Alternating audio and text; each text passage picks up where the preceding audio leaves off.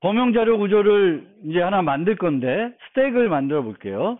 근데 이제 스택은 방금 이번 주 과제로 드린 게 스택이에요. 그래서 이미 만든 코드를 제가 올려드렸어요.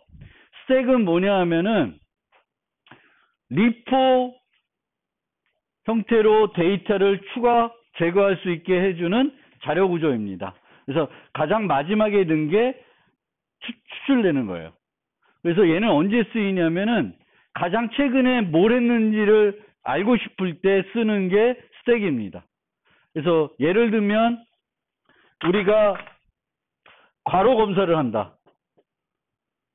괄호 검사를 하는데 이 닫힌 괄호는 어떤 애랑 매칭시켜야 돼요? 가장 가까운 열린 괄호랑 매칭시켜야 돼요. 그래서 이런 문제들, 괄호 매칭이 잘 됐는지 볼 때는 이 괄호를 스택에 넣습니다. 그리고 닫힌 게 만나면은 얘를 빼서 얘와 얘가 일치하는지 보면 돼요. 우리가 괄호들도 뭐 이렇게 꺽쇠도 있고 뭐 여러 가지가 있는데 그런 것들을 매칭할 때 이제 스택 같은 자료 구조를 씁니다. 그래서 스택은 푸시, 팝, 픽 세 가지 연산만 제공하게 돼요. 다른 거 제공하지 않고 딱 세 가지 연산만 제공합니다. 그래서 이렇게 벡터는 다양한 연산들을 제공하는데 반해서 스택 자료 구조는 딱 세 가지 연산만 제공을 해요. 그래서 이렇게 제공해야 될 연산수가 적으면 적을수록 더 효과적으로 자료 구조를 만들 수 있습니다. 그래서 실제 스택 자료 구조를 코드로 한번 살펴보면은 이 클래스는 인테저 스택이라고 해서 저장하는 걸 뭘만 저장을 해요? 스택에? 정수만 저장했다는 거예요. 정수만 저장할 수 있어요. 그러니까 범용 자료 구조가 아니죠. 그래서 정수만 저장하는 스택을 한번 만들어 보면은 스택을 저장할 정수들을 저장할 공간이 필요하게 되겠고 그 공간을 동적 할당해서 만들려고 그래요. 그래서 쓰다가 부족하면 어떻게 돼요? 늘려주는 거예요. 근데 이 늘려줄 때 보통 어떻게 늘리냐면은 2배로 늘려줘요. 2배로 늘려주면은 한동안 안 늘리고 쓸 수 있어요. 그래서 이렇게 늘리게 되면 평균적으로 5 안에 다 처리가 돼요. 근데 이 늘리는 거 여전히 비용이기 때문에 여전히 만약 벡터처럼 또는 스택인데 내부적으로 배열을 쓰게 될 경우에는 뭐가 중요하냐면 초기에 확보하는 공간의 크기가 상당히 중요합니다. 어쨌든 현재 용량이 얼마인지 그리고 몇 개를 저장했는지 그리고 그 저장된 데이터를 유지하는 버퍼를 갖고 있습니다. 그리고 얘가 바로 뭘 해주는 거예요? 용량을 2배로 늘려주는 거예요.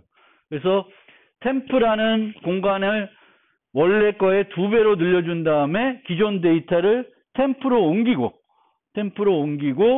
기존 버퍼는 삭제하고 이제 원래 버퍼가 이 템프를 가리키도 만듦으로써 2배로 확장해 주는 겁니다. 자, 여기에 보면은 기본적으로 제공해야 되는 연산이 요 세 가지예요. 픽은 이제 버퍼에 마지막 저장된 정수를 보여주기만 하는 거예요. 픽은 내부 데이터를 수정하지 않고 마지막으로 저장한 게 뭐지만 알려주는 거고요. 팝은 빼내주는 거예요. 근데 C++의 스택은 팝이 여기는 int인데 C++ 라이브러리에 있는 팝은 void예요. 그래서 얘는 제거만 해주지 C++ 라이브러리에 있는 건 제거만 해주지 탑에 있는 값을 제거과 동시에 반환해 주지는 않습니다. 그래서 이런 식으로 푸시는 탑 현재 저장되어 있는 게 캐패시티와 같으면 이제 더 이상 저장할 공간이 없는 거죠. 그러면 용량을 늘려주고 탑에다가 버퍼에다가 데이터를 넣어주고 탑을 플러스 증가시켜주면 돼요.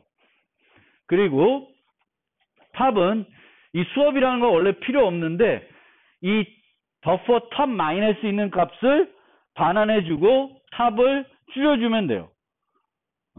그래서 인티저 스택은 이런 식으로 만들면 되는데, 이 인티저 스택을 만든 다음에 얘를 범용 스택으로 바꾸고 싶어요. 그러면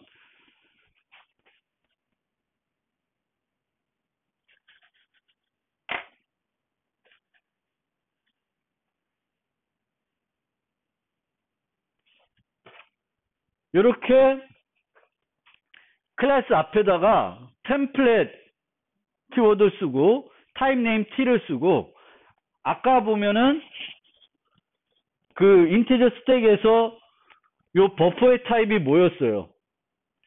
인티저 포인터였죠. 걔를 t 포인터로 바꿨습니다. 그리고 이 안에서도 인트 쓰는 위치를 t로 바꾸고 있어요. 나머지는 차이가 없습니다. 그리고 밑에 가보면 여기서는 여기 t 피크가 좀 잘못됐네. t를 안 쓰고 얘를 픽은 이런 식으로 참조로 반환해도 돼요. 왜냐하면 픽은 뭔가 바꾸는 게 아니라 그 위치에 있는 값을 주는 거기 때문에 굳이 값 전달을 안 해도 되고요. 값 전달 반환하지 않아도 되고, 푸시는 t에 이렇게 받아서 그 원시 타입이 오든 무거운 타입이 오든 문제없이 처리하게끔 하면 돼요. 그러니까 보면 얘와 인티저 스택을 비교해 보면은 알고리즘 자체는 하나도 차이가 없어요.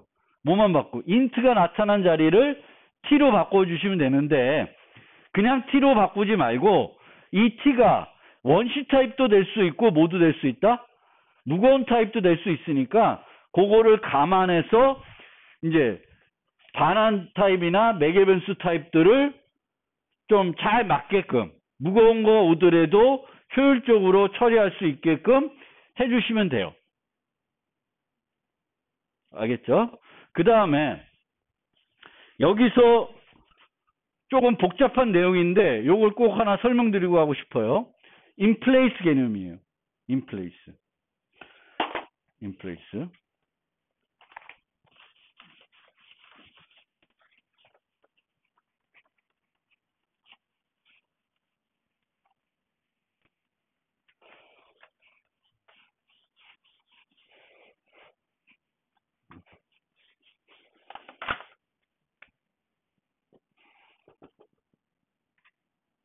std 벡터를 여러분들이 많이 써봤죠? 그쵸? 그리고 std 벡터는 내부적으로 뭘로 구현되어 있어요? 배열로 구현되어 있어요. 그러면 배열의 어떤 데이터를 저장할 때는 어디다 저장해야 가장 효과적이에요? 맨 뒤에 저장해야 가장 효과적입니다. 그리고 맨 뒤에 걸 빼야 가장 효과적이에요. 중간이나 앞에 걸 빼면은 기존 데이터를 어떻게 해야 돼? 다 땡겨줘야 되거든요. 그건 비용이 많이 들어요. 그래서 우리가 주로 쓰는 게 이제 푸시백 연산자입니다. 메소드예요. 근데 푸시백은 어떻게 정의가 되어 있냐면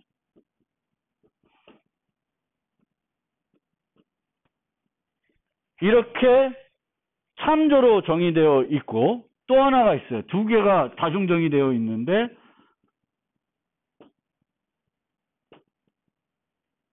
이렇게 정의가 되어 있어요. 이렇게 두 개. 그러면 내가 std 벡터에 뭘 저장할까? 스트링을 저장한다고 가정을 해봅시다. 그러면 std string x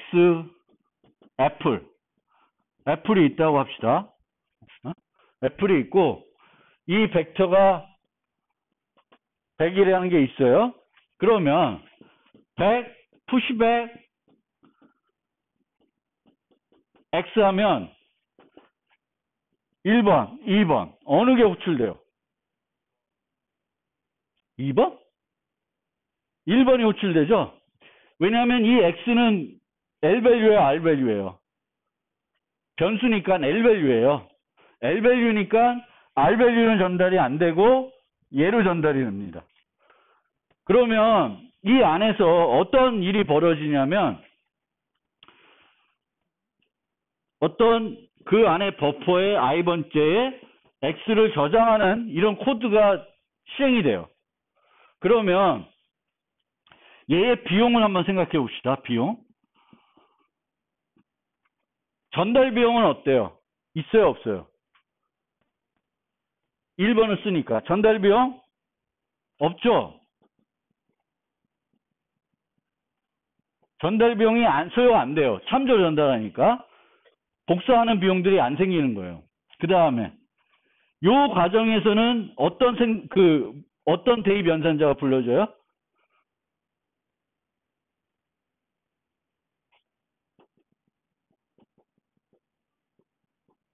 복사 대입이 불러지는 거예요. 그렇죠? 복사 대입 연산자를 이용해서 요 버퍼 위치에 x를 저장합니다. 이런 비용이 들어가는 거예요. 다시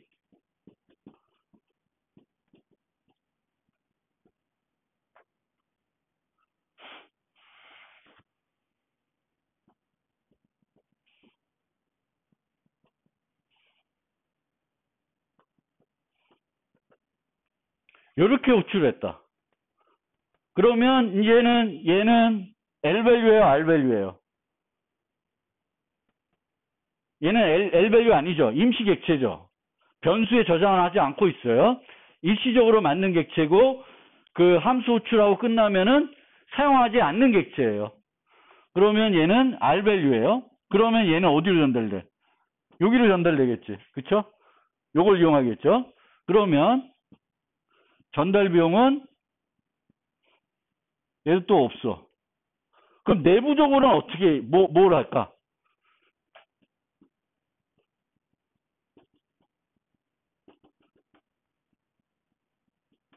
요런 코드가 실행이 돼요. 요런 코드가. 그러면 얘는 어떤 대입 연산자가 불러줘요? 어떤 대입 연산자가 불러줘? 이동 대입이 불러지는 거예요.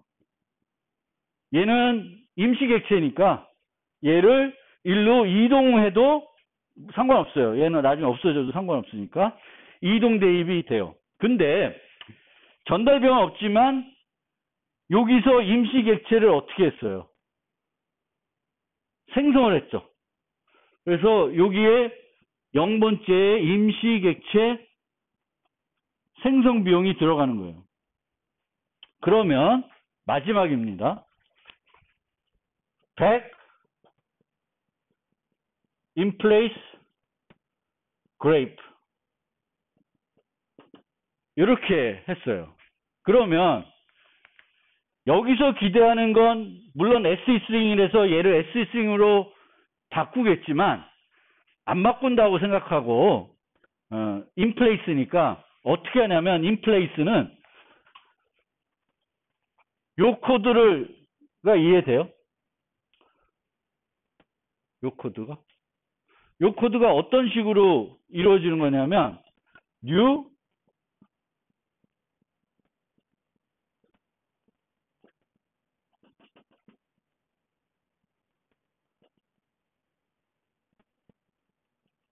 이렇게 되는 거예요.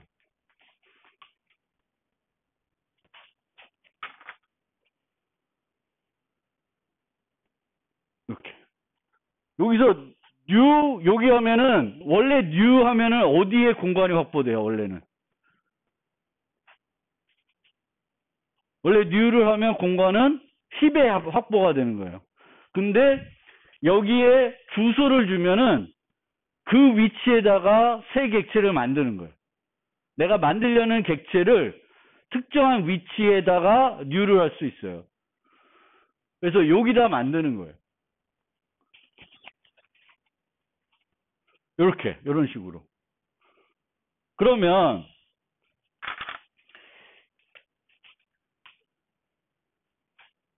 여기서는 어떤 비용이 드냐면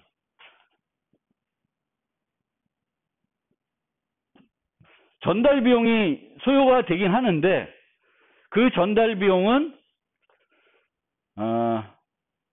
나중에 설명드릴 텐데 별로 안 들어요. 그 다음에 이동 대입을 하는 게 아니라 생성자를 이용해서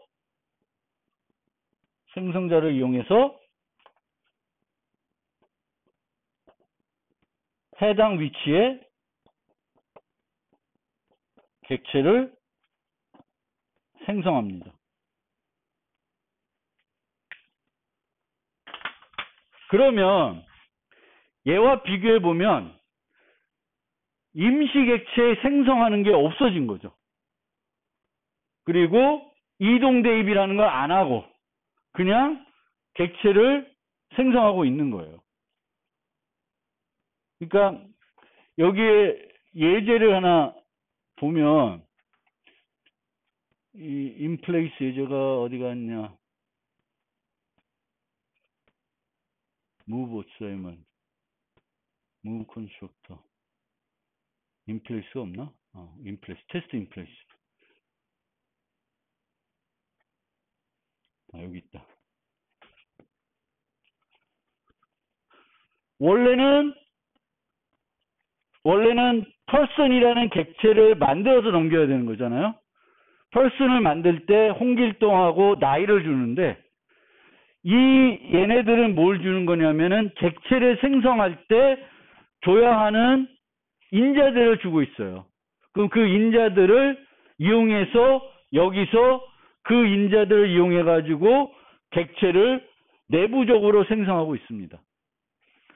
그러니까 결론적으로 말씀드리면 인플레이스는 기존에 요걸 이용하는 것보다 임시 객체를 전달할 때 이렇게 전달하는 게 아니라 객체를 만들어서 전달하는 게 아니라 임시 객체를 만들어 전달하는 게 아니라 임시 객체를 만들기 위한 인자를 전달해서 저장하는 거고 그렇게 저장하면은 요 방법보다 훨씬 효과적으로 처리를 해줘요.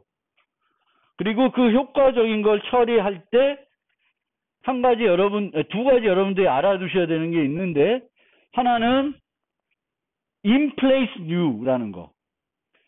힙에 생성을 하지 않고 동적 할당하지 않고 특정한 위치에 동적 할당하는 할 수 있다. new를 이용해 가지고 내가 특정한 위치에 어떤 데이터를 뉴할 수 있다. 그거 알아두시고 그 다음에 요 가변인자 포워드 하는 요 개념을 좀 이해하셔야 되는데 저게 어려운 예예요.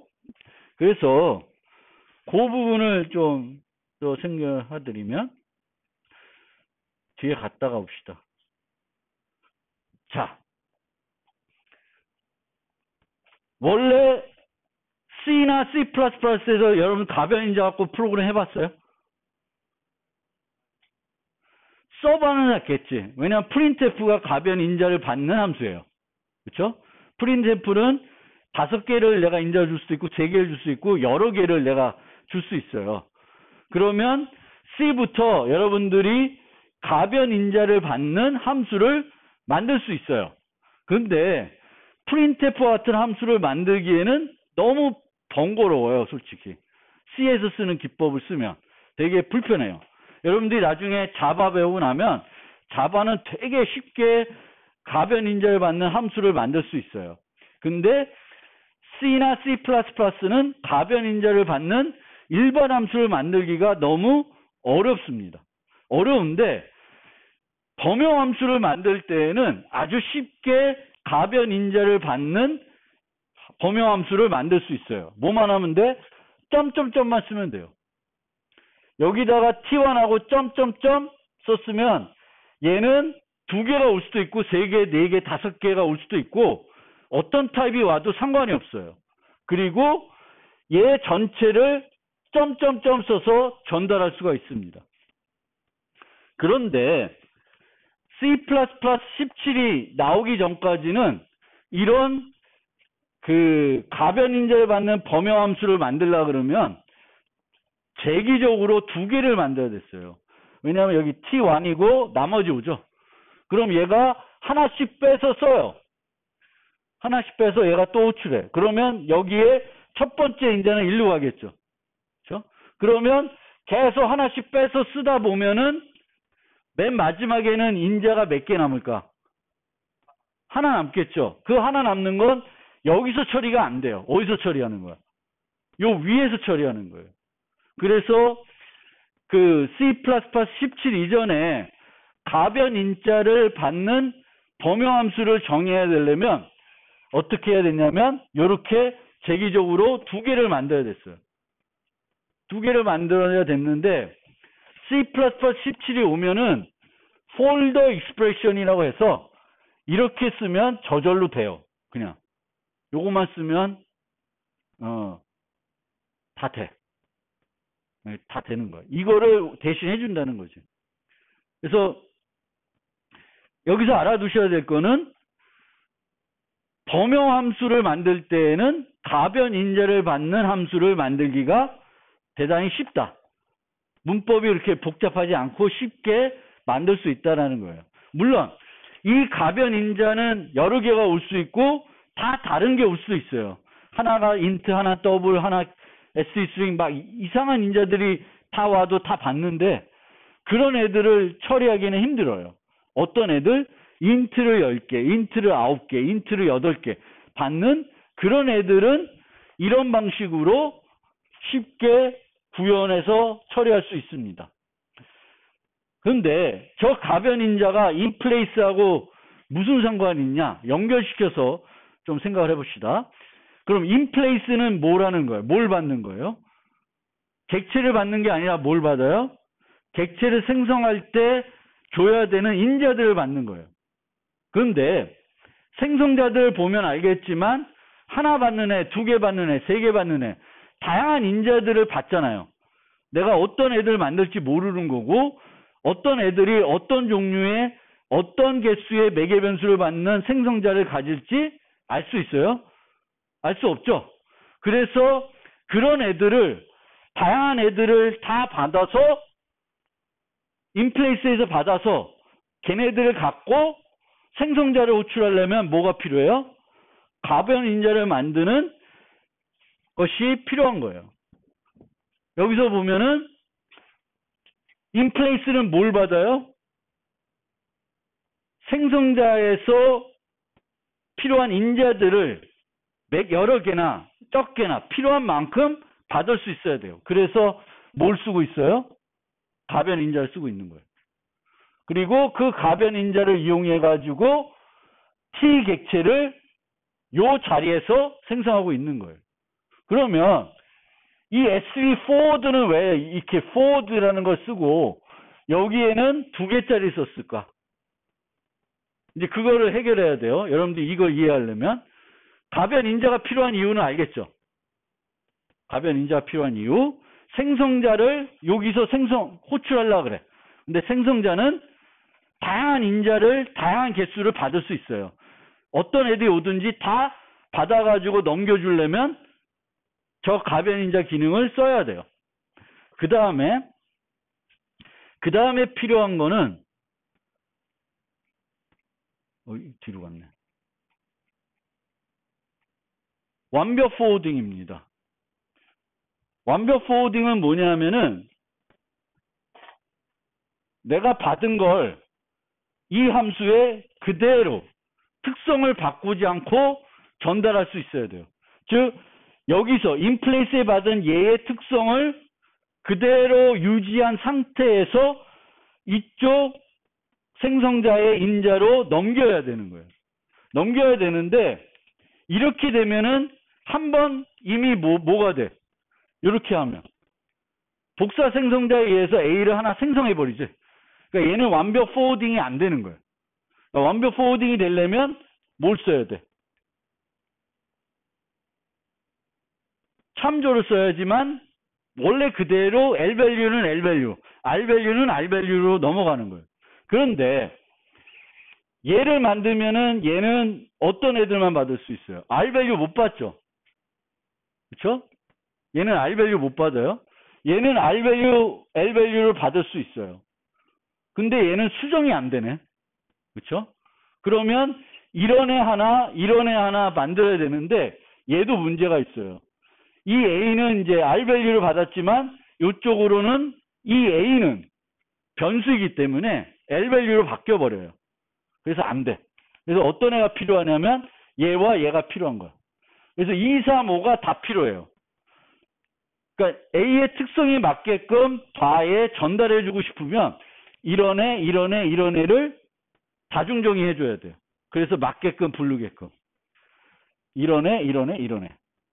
근데 하나만 있으면 세 개를 다중정의해야 되는데 4개 변수가 5개, 6개예요. 그러면 그 조업의 수가 얼마나 많겠어요. 그렇죠? 인자가 어떤 함수가 있는데 A, B, C 3개를 받아요. 근데 A는 R 밸류, 얘는 L 밸류, 뭐 종류가 수십만 가지가 나오겠죠. 그렇죠? 얘네들을 다 만들어 주려면 만들어야 되는 후 함수가 어마어마하게 많은 거예요. 어마어마하게 많은 거예요. 그래서 이렇게 해서는 그 완벽 포워딩이 안 돼. 그래서 만든 게 요거예요. 2개짜리. 2개짜리예요. 그러면 원래 2개짜리는 이게 매개 변수가 2개짜리는 무슨 참조예요? R 밸류 참조죠. R 밸류 참조인데 범용 함수에서 2개짜리를 쓰면 걔를 R 밸류 참조라고 안 하고 다르게 쓰여요. 어떻게 쓰이냐면은 보편 참조 뭐 하여튼 어디였지? 그 용어가 어디 나오냐?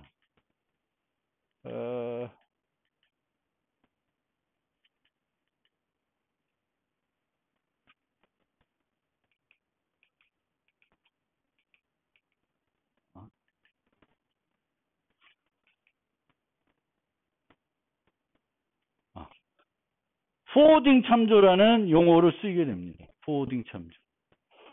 그래서 결국에는 요거 하나만 이렇게 정의하면은 어떻게 되냐면 또 복잡한 얘기 하기 싫은데 이 어떤 애들이 오든지 간에 이 2개짜리 쓰면은 이 레퍼런스 클래싱 규칙에 의해서 올바르게 바꿔줘요.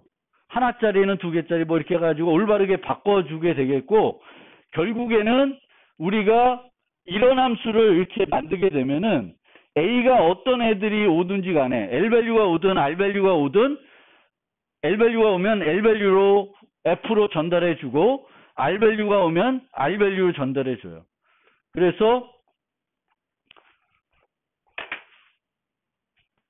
이런 형태의 코드가 나오는 거예요. 여기서의 요 2개짜리는 포워딩 참초라 그러고 걔를 완벽하게 처리해주기 위해서 std forward라는 걸 추가적으로 사용을 해야 됩니다. 사용해서 이 인자들을 알맞게 그냥 그대로 유지한 상태에서 L 밸류는 L 밸류대로 R 밸류는 R 밸류대로 만들어가지고 똑같이 원래대로 T를 만들고 싶은 대로 만들게 해주는 게 바로 완벽 포워딩이라는 거예요. 복잡한 얘기지만 개념은 이해됐죠? 완벽 포워딩이라는 게 함수로 어떤 인자들이 전달됐을 때 그 전달된 인자의 특성 그대로 L 밸류는 L 밸류, R 밸류는 R 밸류, 컨스트 L 밸류는 컨스트 L 밸류, 컨스트 R 밸류면 컨스트 R 밸류대로 그대로 다른 함수에 그대로 넘겨주는 기능을 만든 것이 만들게 해주는 게 완벽 포워딩이라는 개념이고 그 완벽 포워딩을 여러분들이 만들기 위해서는 2개짜리를 쓰면 되겠고 여기서 2개짜리 쓰게 되면은 얘는 R 밸류 참조가 아니라 포워딩 참조라는 또 다른 개념으로 만들어지게 되겠고 이 R 밸류들을 여전히 R 밸류 전달하려면 std forward라는 추가적인 유틸리티 함수를 하나 더 사용을 해야 됩니다. 그래야 R 밸류를 R 밸류로 잘 바꿔서 전달해 줘요.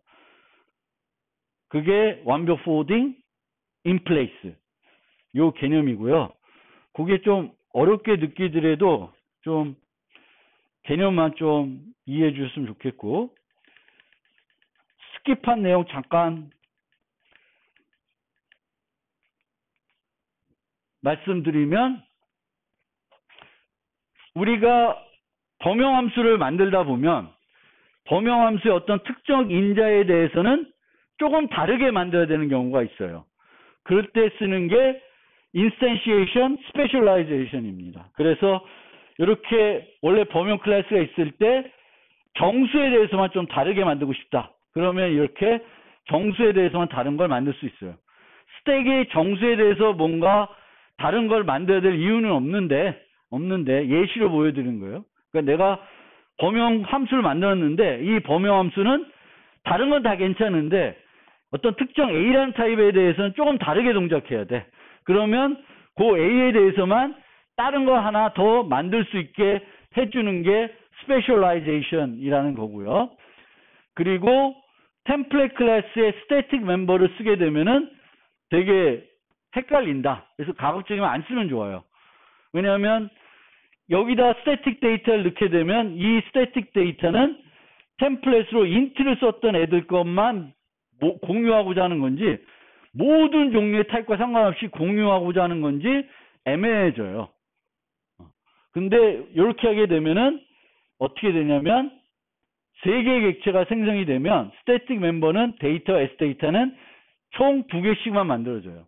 즉, 요 데이터는 인트들은 공유하는 데이터, 또 더블은 또 데이터를 공유한 데이터가 따로 있는 거예요. 그러니까 우리가 이렇게 만들면은 실제 클래스는 몇 개 생겨요? 이렇게 만들면 2개 생기죠. 인트 버전, 더블 버전 2개 생기는 게 생겼고 각 버전마다 스태틱 변수가 따로따로 만들어지는 거예요. 모든 애들이 공유해지지 않는다는 거예요. 스태틱 멤버 변수는 그거고요.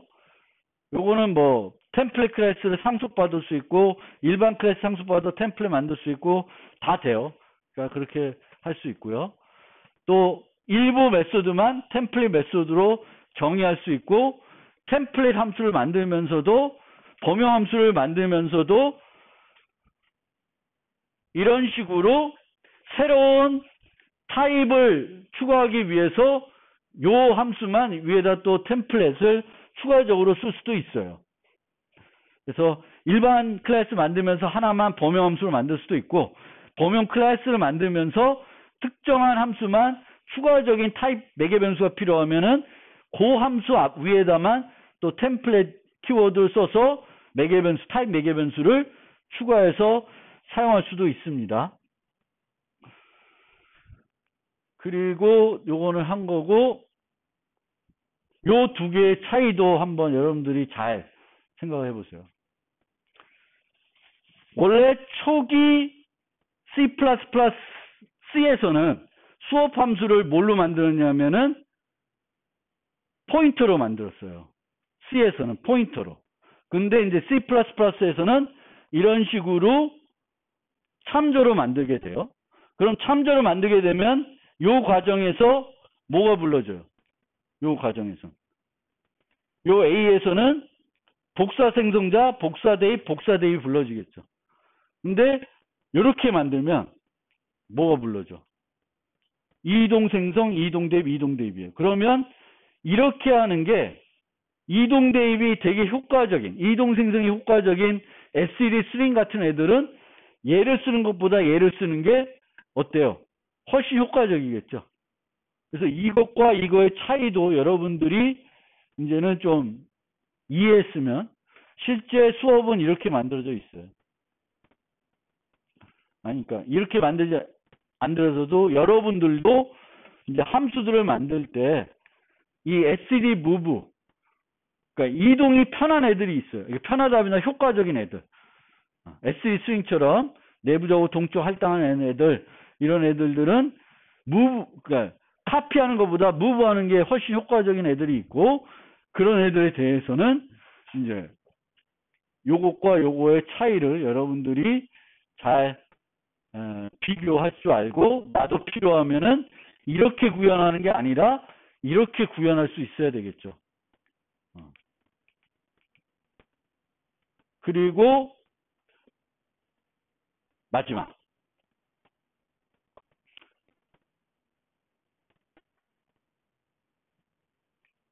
요거를 보세요. 요거는 이렇게 돼 있어요. 그러면 이 복사 생성자가 불러지면 원래는 부모 생성자가 먼저 불러줘야 되겠죠. 그렇죠? 항상 상속 관계에서는 자식 객체를 생성하게 되면 자동적으로 부모 객체를 생성하게 돼요. 그렇죠? 부모 객체의 생성자를 호출해 가지고 멤버 변수들을 초기화하게 되는데, 이렇게 하게 되면은 특별한 내가 부모 생성자를 호출하지 않으면 뭐가 불러져요? 부모의 뭐가 불러져요? 부모의 어떤 생성자가 불러져요? 부모의 기본 생성자가 불러지는 거예요. 그러니까 이렇게 코딩하게 되면 C는 요거에서 여기서 뭐가 불러지냐면 부모의 기본 생성자가 불러지는 거예요. 근데 기본 생성자를 부르지 않고 내가 부모의 그 복사 생성자나 이동 생성자를 호출해야 되면은 이런 식으로 해야 되겠고, 여기도 틀렸어요. 이렇게 하면 안 돼요. 얘는 이동 생성자인데 이건 뭘 부르는 거예요? 요 두 번째는. 요거는 복사 생성자를 부르고 있는 거죠. 이동 생성자를 부르면서 부모의 이동 생성자를 부르고 싶으면 이렇게 해야 돼요. 이렇게. 그래서 그 빅5가 있는 자식 클래스를 만들 때에는 복사 생성자, 이동 생성자도 복사 생성자를 부르게 되면 부모의 복사 생성자, 이동 생성자를 부르게 되면 부모의 이동 생성자를 부르게끔 코딩을 해줘야 되는데, 주의할 점은 이렇게 하면 또 안 된다, 이렇게 해야 된다라는 거예요. 왜? 항상 변수는 L-value예요. 그래서 R-value를 받아도 요 아더는 L-value 되기 때문에 이렇게 하게 되면은 얘는 이동 생성자가 불러주지 않아요. 그래서 이동 생성자를 부르게 하기 위해서는 std move를 해주셔야 됩니다. 그래서 이 개념들을 잘 익히시면 좋겠습니다.